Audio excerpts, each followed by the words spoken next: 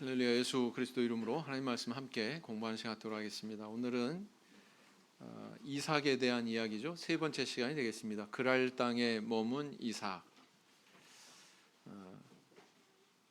때로 자연은 참 가혹할 때가 많아요. 자연이 주는 어떤 재해에 대해서 눈이 이만큼 쌓였으니까 이제 그만 왔으면 좋겠다. 근데 그렇게 돼요, 안 돼요? 그렇게 안 됩니다. 계속 지금 오고 있죠.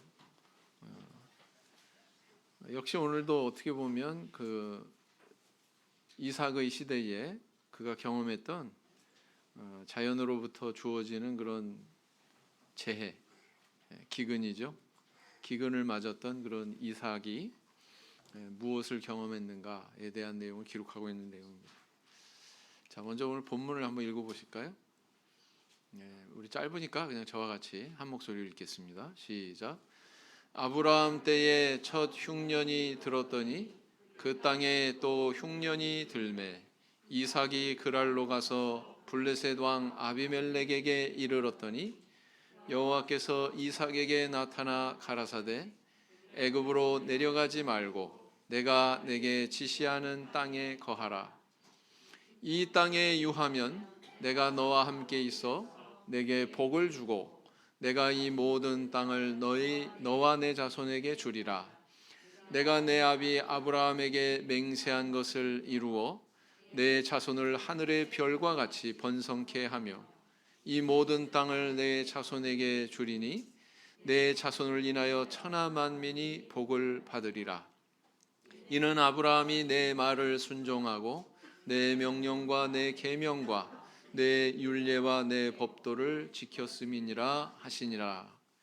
이삭이 그랄에 거하였더니 그곳 사람들이 그 아내를 물으매 그가 말하기를 그는 나의 누이라 하였으니 리브가는 보기에 아리따움으로 그곳 백성이 리브가로 인하여 자기를 죽일까 하여 그는 나의 아내라 하기를 두려워함이었더라. 이삭이 거기 오래 거하였더니 이삭이 그 아내 리브가를 껴안은 것을 블레셋 왕 아비멜렉이 창으로 내다본지라. 이에 아비멜렉이 이삭을 불러 이르되 그가 정녕 내 아내연을 어찌 내 누이라 하였느냐? 이삭이 그에게 대답하되 내 생각에 그를 인하여 내가 죽게 될까 두려워하였음이로라. 아비멜렉이 가로되 내가 어찌 우리에게 이렇게 행하였느냐? 백성 중 하나가 내 아내와 동침하기 쉬웠을 뻔하였은즉 내가 죄를 우리에게 입혔으리라. 아비멜렉이 이에 모든 백성에게 명하여 가로되 이 사람이나 그 아내에게 범하는 자는 죽이리라 하였더라. 사실 이제 오늘 본문은 아내 누이 사건이다 이렇게 부릅니다. 아내 누이 사건. 성경에 3번이나 나오죠. 제일 마지막에 나오는 그 사건이에요. 그래서 상황도 똑같고 또 차이점도 있지만 차이점에 대해서 잠시 뒤에 살펴볼 거고요. 또 일치되는 점도 살펴볼 건데 사람은 상황이 유사한 상황을 만나게 되면 다 비슷하게 반응하게 돼 있습니다. 그렇죠? 그렇다면 그 의미는 뭐냐면 교훈이 다 비슷하다 이렇게 볼 수 있는데 사실 오늘의 핵심적인 그런 내용은 뭐냐면 제가 전에도 말씀드렸잖아요. 아브라함, 이삭, 야곱에게 하나님께서는 일치되게 약속하신 것이 있었다. 그 약속은 세 수로 나누어진다. 말씀드렸죠? 기억나십니까? 그 내용이 이삭에게도 나타났더라. 오늘 제가 아까 본문에 빨간색으로 이렇게 자주색으로 이렇게 쭉 칠해 놓은 내용이 바로 하나님께서 이삭에게 하신 말씀이고 그 내용이 바로 그 세 가지 요소를 담고 있는 내용이다라는 겁니다. 거기에 커다란 의의가 있다. 오늘 본문에는 그것을 좀 유념하시고 오늘 말씀을 좀 보시면 될 것 같습니다. 잘 읽으셨는지 한번 볼까요?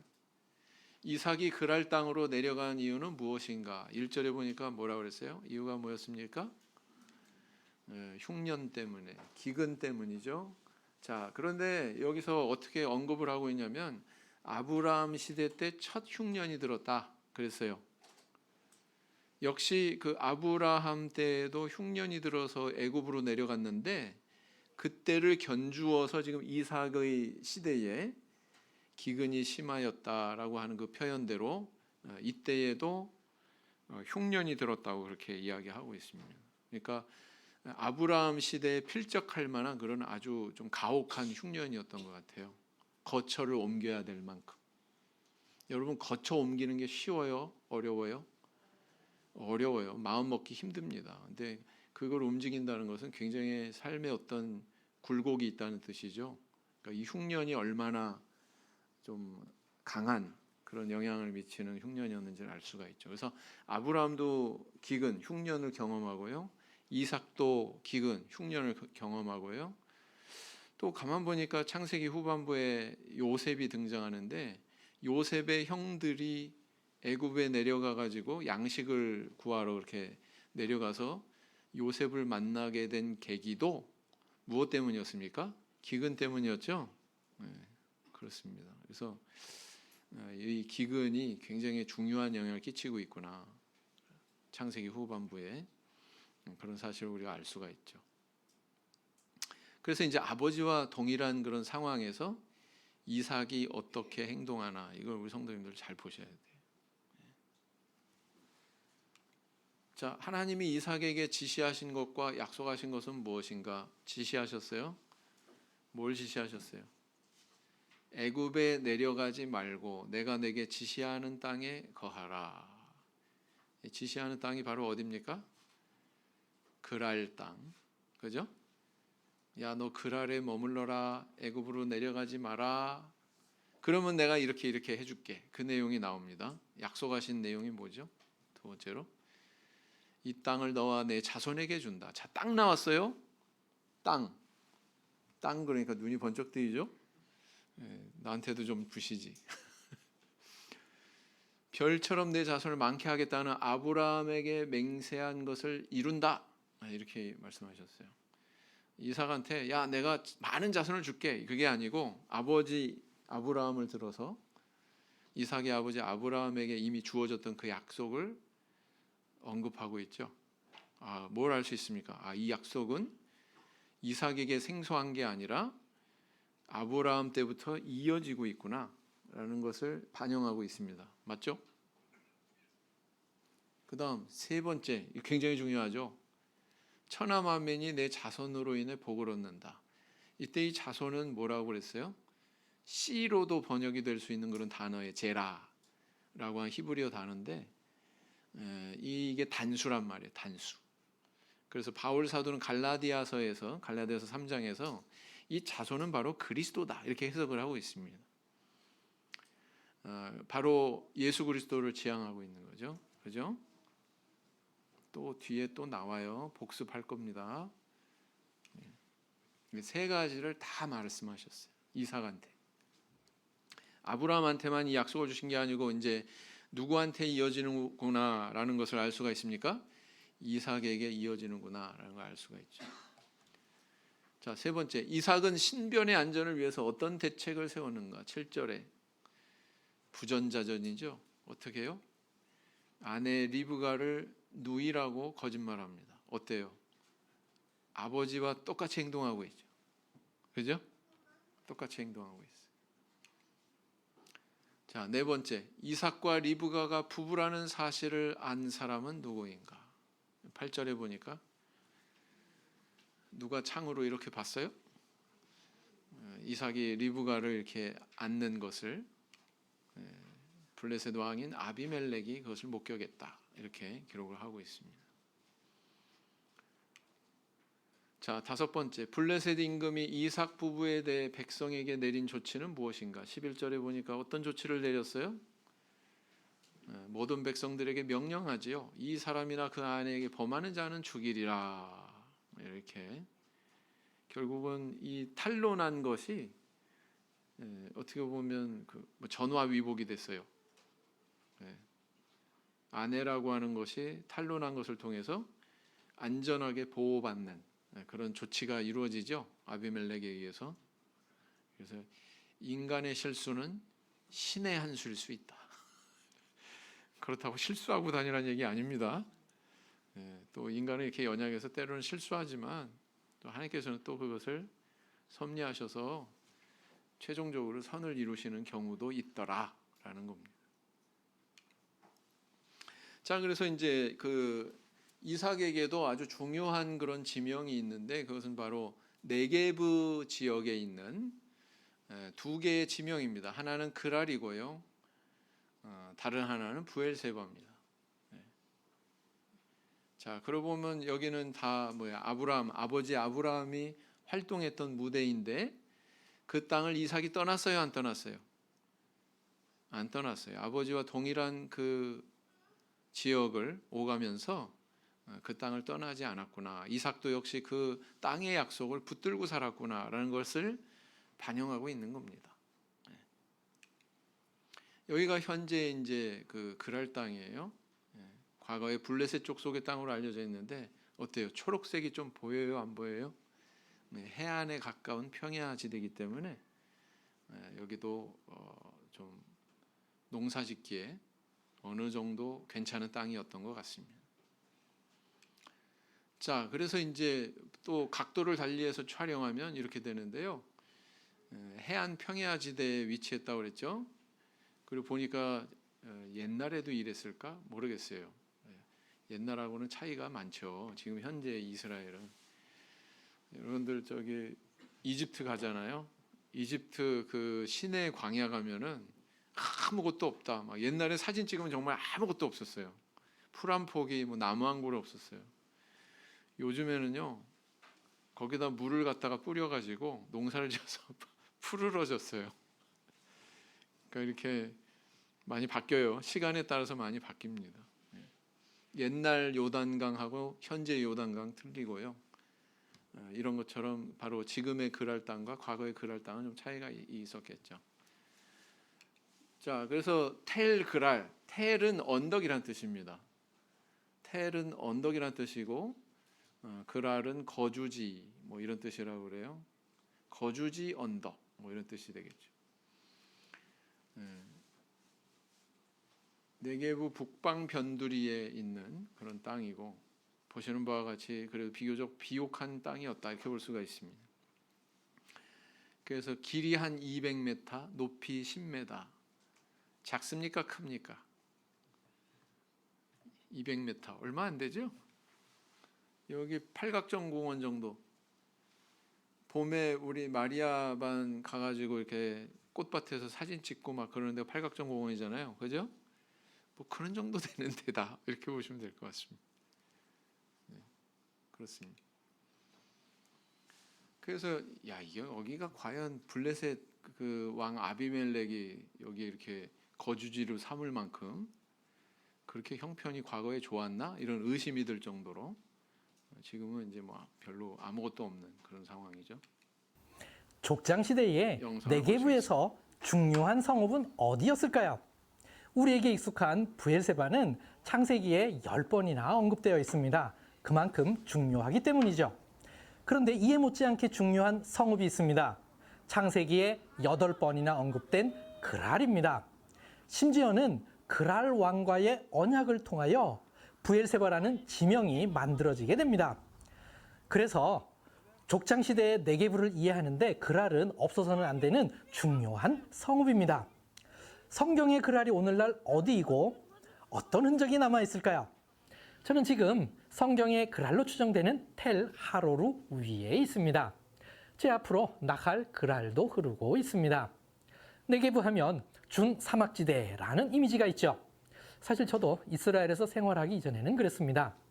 하지만 이 네게브가 겨울을 지나 봄이 오는 길목인 2월이 되면 이렇게 온통 풀밭과 꽃밭으로 변합니다.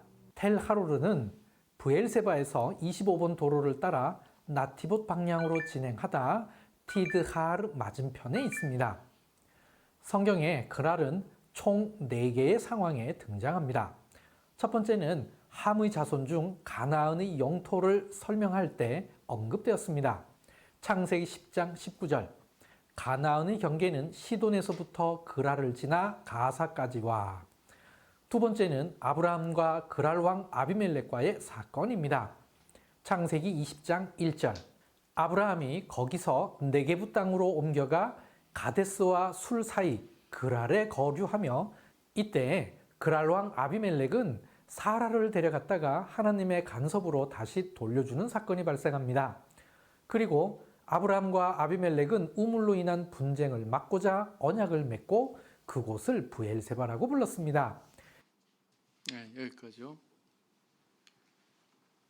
자, 그래서 이 아비멜렉이 계속 등장하죠, 그죠? 근데 전에 말씀드린 것처럼 이것은 직분을 애굽의 왕은 파라오, 즉 성경에 바로 이렇게 기록하고 있잖아요. 그래서 그런 호칭이었다. 말하자면 상감마마와 같은 그런 호칭이었다. 이렇게 보는 게 맞다. 자, 이삭이 그랄 땅으로 내려간 이유를 아브라함의 경우와 비교해서 이야기해 보자 그랬습니다. 아브라함 아버지 아브라함하고 비교해 보면 어떤 일치되는 점과 어떤 차이점이 있나요? 아브라함처럼 이삭도 기근으로 인해서 그랄 땅으로 내려갔다. 역시 아브라함도 그랄 땅으로 내려갔었고 아들 이삭도 그랄 땅으로 내려갔다.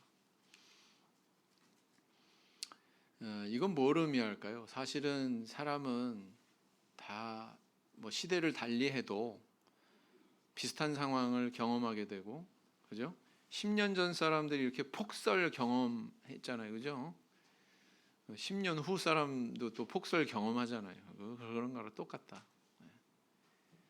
그래서 신앙인에게 다가오는 첫 번째 시험의 의미가 바로 기근으로 이렇게 표현되고 있다, 이렇게 볼 수가 있습니다.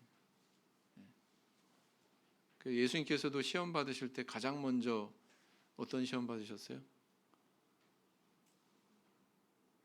돌이 떡이 되게 하는, 그죠? 먹고 사는 문제에 대한 시험, 그렇죠? 다 똑같다. 어떻게 보면 시대를 달리해도 사람들이 안고 고민하는 그런 문제는 똑같다라는 것을 우리가 알 수가 있죠.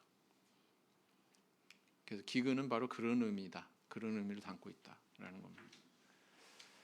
자, 하나님이 이삭에게 나타나셔서 애굽으로 내려가지 말 것을 지시하신 사실에 대해 아브라함의 경우와 비교해서 이야기해 보자. 아브라함 경우는 지시하셨어요, 안 하셨어요? 그런 적 없어요. 네, 아브라함의 경우는 내려가지 말라고 하는 그런 말씀 없었습니다. 그런데 이삭에게는 이제 그 경계의 말씀이 이제 주어지는 거죠. 자, 이런 사실을 보면 우리는 뭘 알 수 있습니까? 하나님께서 그 약속으로 주신 그 땅을 떠나는 일에 대해서 어떻게 생각하고 계시는구나. 거기에 대해서 대단히 민감하게 이렇게 반응하시는구나 라는 걸 알 수 있죠. 네? 네. 그래서 성경을 이제 맥을 짚어볼 수 있는 중요한 근거가 바로 오늘 본문에 나오는 너 애굽에 내려가지 마, 그랄에 머물러. 이 말씀의 의미를 우리는 가늠해 볼 수가 있는 거죠. 하나님께서는 애굽에 내려가지 않도록 조치하시는구나. 애굽으로 내려간다는 게 무슨 의미가 있나? 이것은 이제 최종적으로 계시록까지 가서 우리가 좀 생각해 볼 문제예요. 이 시대에만, 다시 말하면 아브라함 시대, 이삭의 시대, 족장 시대에만 이 문제가 대두된 게 아니고 앞으로 성경을 살펴보면 분열 왕국 시대에도 역시 이 문제에 대해서 다루게 되죠. 한번 읽어보겠습니다. 시작. 도움을 구하러 애굽으로 내려가는 자들은 화 있을진저 그들은 말을 의뢰하며 병거의 많음과 마병의 심히 강함을 의지하고 이스라엘에 거룩하신 자를 앙모치 아니하며 여호와를 구하지 아니하거니와. 그랬어요. 분열왕국 시대 문제가 뭐였습니까? 야, 우리가 이렇게 바벨론에 막 아수르에 이렇게 고통당하고 이렇게 어려움 당하는 이유는 우리가 하나님 앞에 신앙이 바로 서지 않았기 때문이야. 그래서 하나님한테 매달린 게 아니고 외적으로 정치적인 어떤 그런 조치로 이 문제를 해결하려고 했죠. 그 정치적인 조치는 뭐였냐면은 애굽의 손을 벌려서 애굽의 손을 잡고 바벨론에 대적하는 거였습니다. 그죠? 근데 이 말씀을 주신 거예요. 그 무렵에 하나님께서 애굽으로 내려가지 말아라. 내려가면 화가 있다. 이렇게. 문제의 본질을 잘못 짚은 거죠. 거기에 대해서 지금 이렇게 하나님께서 말씀하셨던 거예요. 같은 이사야 선지자의 글에 36장 6절에 또 이런 말씀이 있습니다. 또 읽어보겠습니다. 시작. 보라, 내가 애굽을 의뢰하도다. 그것은 상한 갈대 지팡이와 일반이라. 사람이 그것을 의지하면 손에 찔려 들어가리니 애굽 왕 바로는 그 의뢰하는 자에게 이와 같으니라. 그랬어요. 그 의뢰해봐야 소용없다.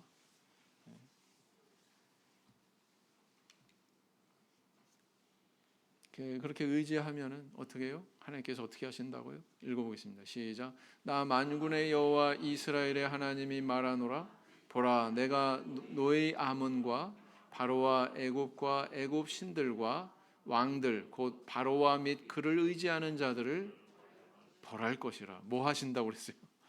벌하신다고 그랬어요. 그래서 이 애굽이라고 하는 곳은 족장 시대부터 하나님께서 애굽에 내려가지 마. 이렇게 우리는 그냥 육적인 그런 애굽, 하나의 나라로서의 그런 애굽을 이렇게 바라보는데 그렇게만 보면 안 돼요. 사실은 성경에서 이 애굽은 굉장히 특별한 의미로 반영이 됩니다. 자, 다시 한번 복습을 하시면 이삭에게 반복되는 약속의 3요소 아까 말씀드렸죠? 네, 뭐라고요? 가나안 땅, 그다음 수많은 자손, 천하 만민이 그 자손을 통해서 복 받을 거야. 세 가지 요소라고 그랬죠? 네. 이게 이제 오늘 등장하는 굉장히 키포인트다. 아, 이삭에게도 동일한 이 약속이 계승되고 있구나라는 것을 확인할 수가 있다는 거죠. 네. 그래서 이 창세기 인물 퇴장에도 하나님의 약속은 계속 이어지는 것을 보게 됩니다. 자, 아브라함한테 주어졌던 그 약속 이삭에게 계승됐고요. 이삭이 죽은 다음에 누구한테 계승될까요?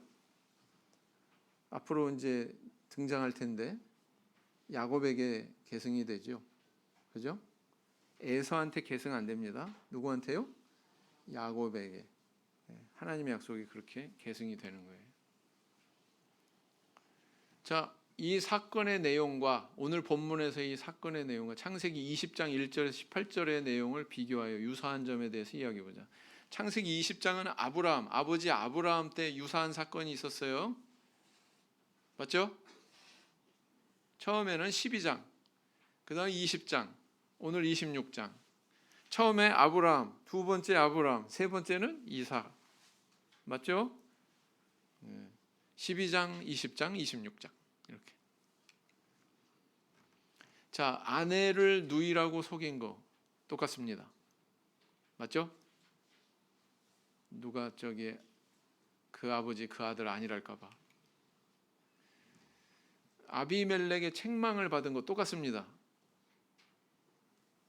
그 다음 아비멜렉이 안전을 보장합니다. 야, 손대지 마. 이 가족들 손대지 마. 이렇게 안전을 보장하죠. 자, 그랬더니 아비멜렉과 나중에 이게 20장에는 안 나와요. 근데 아브라함 때도 아비멜렉과 서로 약속을 하죠. 화목하죠. 화해하죠. 아비멜렉과 군대 장관 비골이 찾아왔다고 그렇게 기록하고 있잖아요. 또 이삭도 역시 마찬가지예요. 이삭도 이제 오늘은 안 나오는데 다음 시간에 나올 겁니다. 아비멜렉과 군대 장관 비골이 찾아와서 또 화친을 맺습니다. 자, 그래서 이 아비멜렉이라고 하는 인물이 계속 등장하고 있는데 여기에 대한 그 학자들의 견해가 있는데 한번 이제 영상을 보시고 한번 생각을 해보세요. 여기서 틀린 점이 있습니다. 틀린 거. 어디가 틀렸나? 이거를 잘 분별해 내셔야 되는데 힌트. 오늘 읽으신 1절부터 11절까지 내용 중에 답을 줄 수 있는 두 구절이 있습니다. 두 구절이 있어요. 한번 영상을 먼저 창세기에 보시겠습니다. 이런 사건이 3번 나옵니다. 첫 번째는 아브라함이 애굽의 바로에게 사라를 자신의 누이라고 했습니다. 두 번째는 아브라함이 그랄 왕 아비멜렉에게 사라를 자신의 누이라고 했습니다. 세 번째는 이삭이 그랄 왕 아비멜렉에게 리브가를 자신의 누이라고 했습니다. 현대 성서학자들은 고대의 정치적 결혼이라는 큰 맥락에서 이 사건들을 분석합니다. 결혼을 통하여 서로의 안전을 보장하는 동맹관계가 되는 것이므로 꼭 필요한 외교적 활동이었던 것입니다. 외교적 활동이었다는 아브라함과 이삭은 나그네의 신분인데 딸들이 없으니 어쩔 수 없이 사촌 누이인 사라와 리브가가 외교적 활동을 하게 된 것이라고 설명합니다. 그랄 왕 아비멜렉은 네게브에서 세력을 떨친 왕이었고 이곳에 나그네로 온 아브라함과 이삭은 그와 평화의 맹세를 해야만 했습니다. 그래서 그와 맹세를 했고 그 맹세의 증표가 우물로 남아있게 된 것입니다. 그것이 브엘세바입니다. 네게브에서의 삶은 물이 없으면 불가능합니다. 그러니 네게브에서 가장 중요한 장소인 브엘세바가 아브라함과 이삭의 활동 무대로 선택된 것입니다. 아브라함과 이삭이 각각 맹세를 맺은 아비멜렉은 같은 사람이었다고 보기도 하지만 혹자는 아브라함과 이삭처럼 아버지와 아들 사이이지만 블레셋의 왕이기에 동일하게 아비멜렉이라고 불리었다고 봅니다. 결국 같은 사람이든 혹은 다른 사람이든 성경의 내용에는 큰 영향이 없다는 것입니다. 블레셋은 후기 청동기 시대에 이스라엘 땅에 들어왔고 철기 1시대에 이스라엘이 제압했습니다. 그래서 성경이 편찬되던 시점을 기준으로 과거의 사건을 묘사했던 것입니다. 현대학자들은 아비멜렉은 전형적인 가나안 왕의 이름으로 봅니다. 기원전 14세기에 아마르나 서신 중에 두로에 있는 이집트 봉신 중에 아비밀키라는 인물이 나옵니다. 아비멜렉과 동일한 이름으로 추정되는 성경 외적 자료입니다. 네, 여기까지요. 제가 여기서 아까 이 부분이 틀렸습니다라고 지적을 했는데 그 틀린 부분이 뭐냐면은 이삭이 리브가를 그 누이라고 그렇게 속였는데 결혼했어요, 안 했어요? 빼앗겨 가지고 결혼을 했습니까, 안 했습니까? 안 했죠. 그리고 이제 아브라함의 경우까지 포함해 가지고 이거는 외교적인 활동을 한 거다. 결혼을 통해서 저 부족과 우리 부족이 같이 화목한 관계를 맺는 그런 외교적인 활동을 한 거다. 이렇게 이제 보는데 이게 틀렸다라는 거죠. 틀렸다라고 하는 근거를 어디서 찾을 수 있을까요?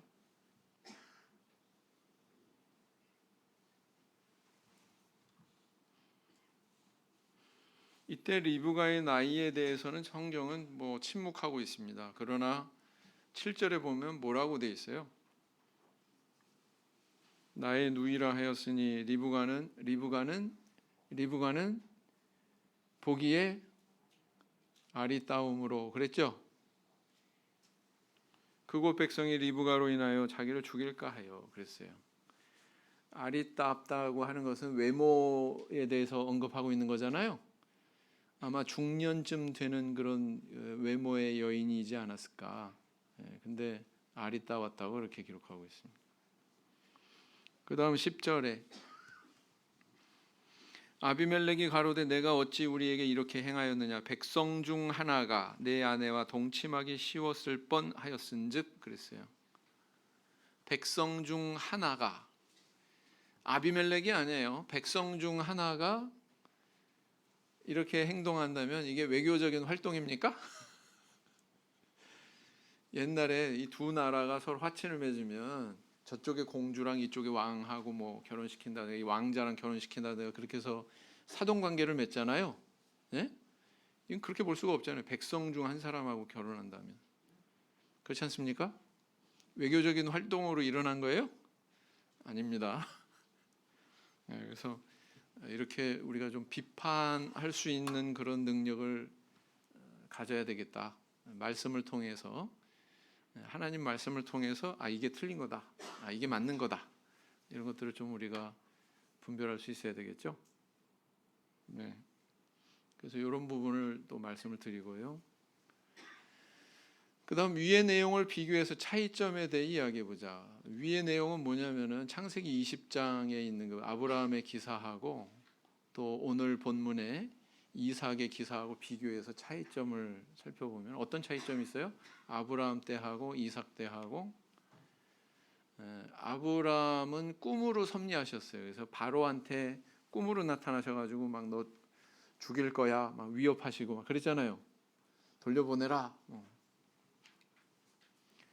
반면 이삭은 아비멜렉이 목격해 하셨습니다. 이런 점이 그 차이점이 있죠. 그다음 5번째, 이삭과 아브라함 집안의 보호의 손길이 임했던 역사에 대해서 이야기해보자. 자, 아브라함이 애굽 거주할 때에 하나님께서 사라를 바로로부터 이렇게 구해주셨었죠. 이게 창세기 12장 기사입니다. 하나씩 이제 짚어보는 거예요. 20장에서 또 아브라함이 그랄에 거주했었다. 하나님이 사라를 또 아비멜렉으로부터 구해주셨죠. 이때는 그 12장하고 좀 상황이 비슷했죠. 사람만 다르고 아비멜렉으로.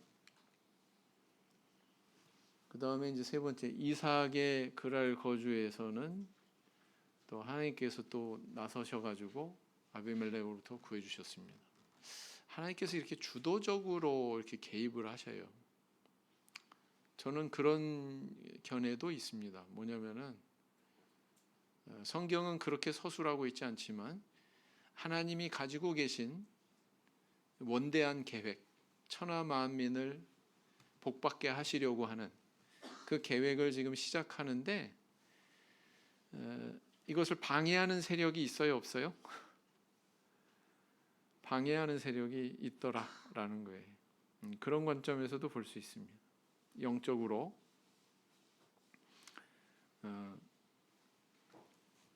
마치 그 예수님께서 태어나실 때 헤롯 대왕이 2살 밑에 아이는 다 죽여라 이런 명령을 내리잖아요. 예수님 이 땅에 태어나실 때 육신으로 이 땅에 오실 때 태어났다고 표현하면 안 되지. 이 땅에 강생하실 때 하나님이 태어나고 뭐 그럴 수 있어요? 그래서 그렇게 표현 안 하죠, 그죠? 예수님께서 이 땅에 내려오실 때 헤롯 대왕이 2살 밑에 아이들 다 죽이라고 하는 명령은 표면적으로는 헤롯 대왕의 명령이지만 그 이면에는 하나님의 구원의 역사를 방해하는 마귀의 세력이 있습니까, 없습니까? 있는 거죠. 예수님이 십자가 달리셨는데 야, 거기서 내려와봐. 내려오면 내가 믿을게. 라고 조롱하면서 율법주의자들이 밑에서 있었잖아요. 십자가 밑에 있었잖아요. 표면적으로는 바리새인과 서기관들이고 그렇지만 그 이면에 역사하는 마귀의 음성이다. 이렇게 볼 수 있죠. 그래서 그런 차원에서 말씀드리는 거예요. 그런 차원에서 계속 이 자손이 이어져서 쭉 태어나가지고 나중에 결국은 예수 그리스도까지 내려와야 되는데 그 중간중간에 아슬아슬한 순간이 많단 말이에요. 그러니까 하나님께서는 계속 주권적으로 개입하시는 그런 상황이에요. 맞죠? 그렇게 보인다. 자, 또 이제 애굽에 대해서 나왔죠. 애굽을 정리를 해봅시다. 계시록에 보면 애굽이 이렇게 언급이 되고 있습니다. 다 같이 읽어보겠습니다. 시작.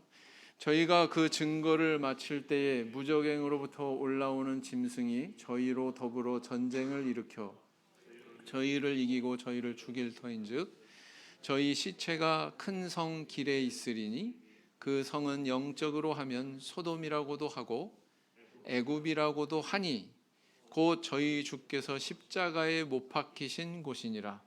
여러분들 이거 읽으면서 굉장히 이상하실 거예요. 그죠? 예수님 십자가에 못 박히신 곳이 어디예요? 물리적인 공간적인 장소는 어디예요?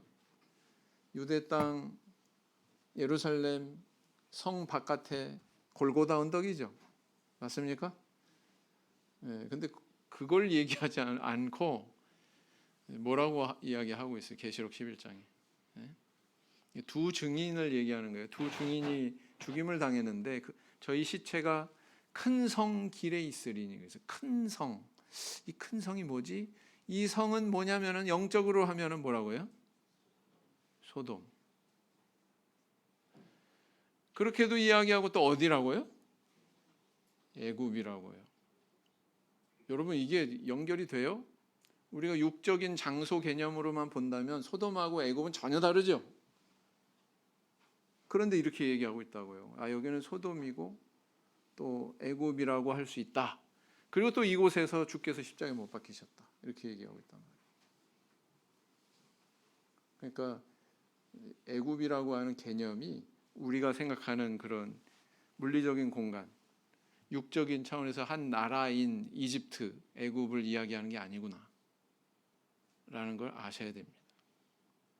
그죠? 그래서 소돔이고 애굽이고 같은 라인에 있는데 영적으로 이거는 세상을 얘기하는 거다. 예수님이 이 세상에 오셔서 십자가에 못 박히셨죠? 네? 그래서 애굽으로 내려가지 마라. 이건 뭐냐면 세상에 가까이 다가가지 마라. 그런 하나님의 음성입니다.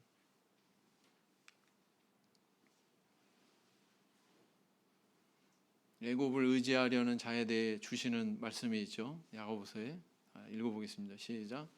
들으라 너희 중에 말하기를 오늘이나 내일이나 우리가 아무 도시에 가서 거기서 1년을 유하며 장사하여 일을 보리라 하는 자들아 내일 일을 너희가 알지 못하는도다. 너희 생명이 무엇이뇨? 너희는 잠깐 보이다가 없어지는 안개니라. 애굽 가서 하는 사람한테 하는 얘기예요, 이게 지금. 그죠? 우리가 벌면 얼마나 벌겠어요, 그죠?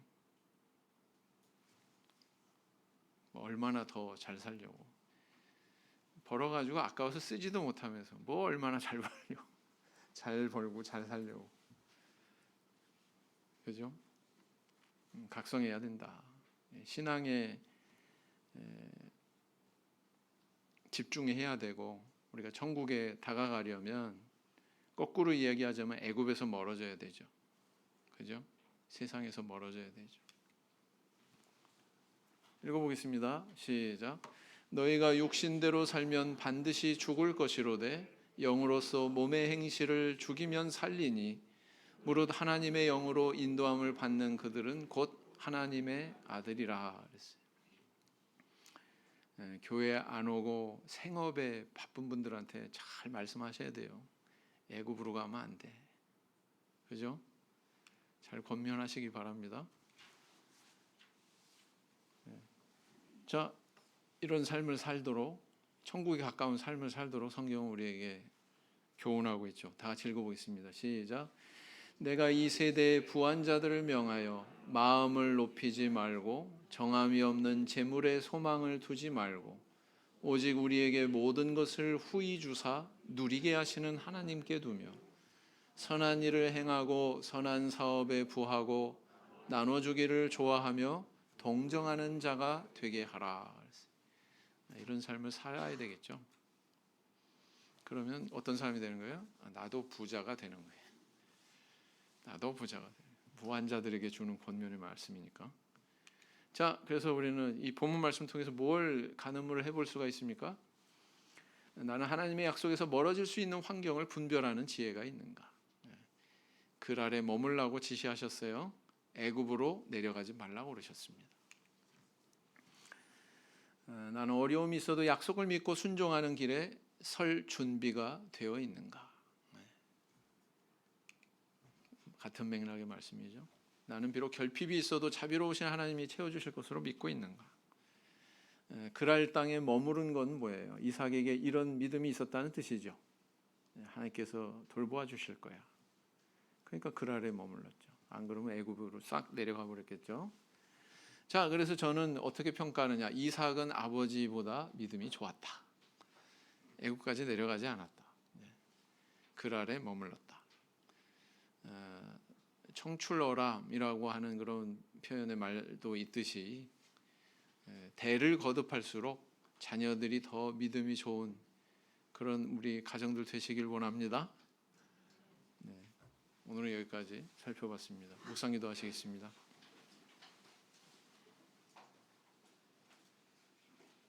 아멘.